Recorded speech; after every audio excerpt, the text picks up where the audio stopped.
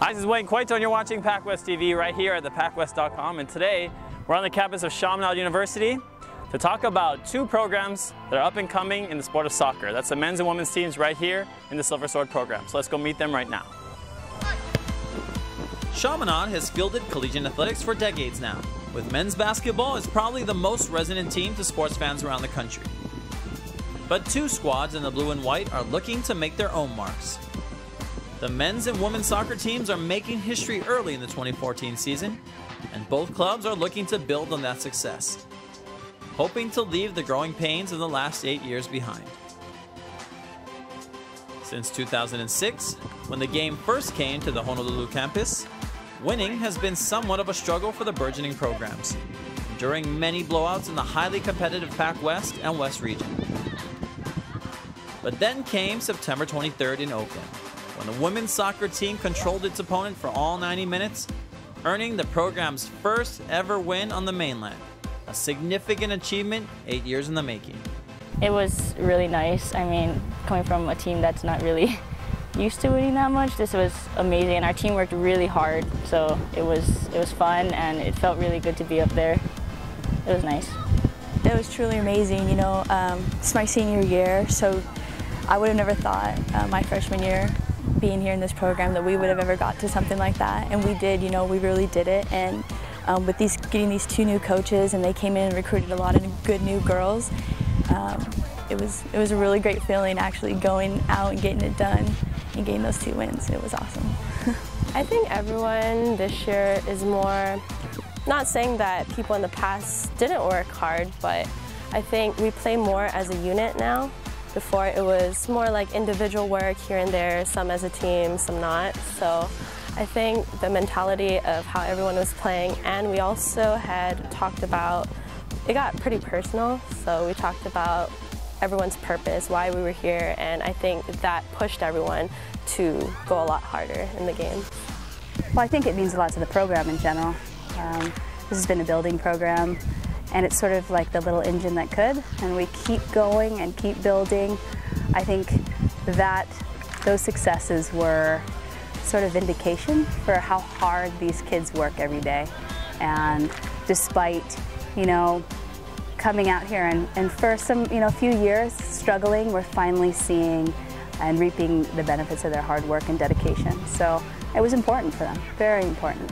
And I think it'll carry us through some of the hardships we just had, through injury, and like any team has, you have a few little setbacks during the season through the stretch. And I think now the girls have gotten back up and over the hurdle, and I think it'll carry them through the rest of the season as well.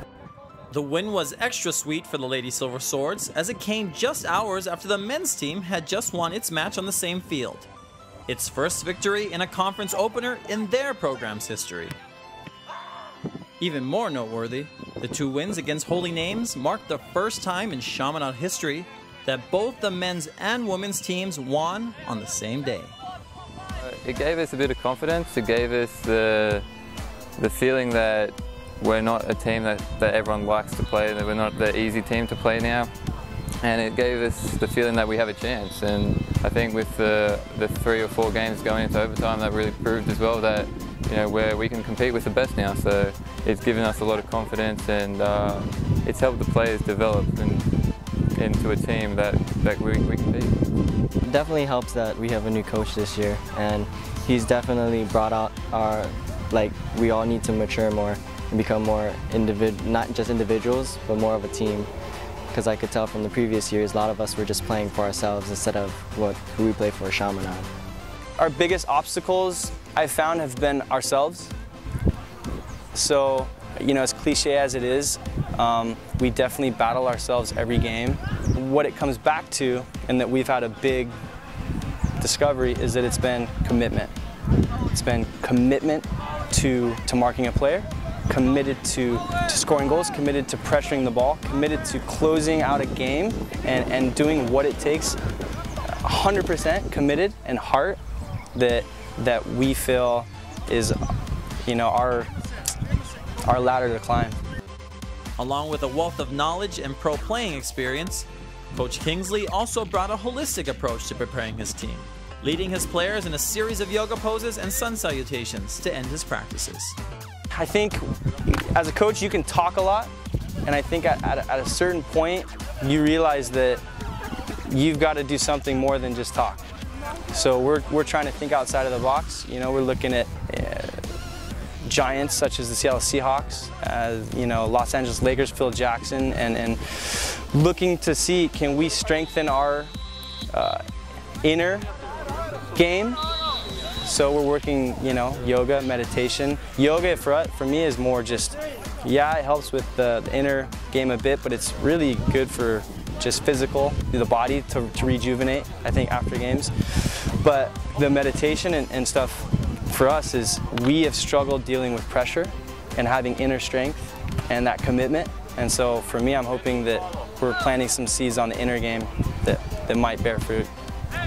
It's the best I can put it. That's perfect.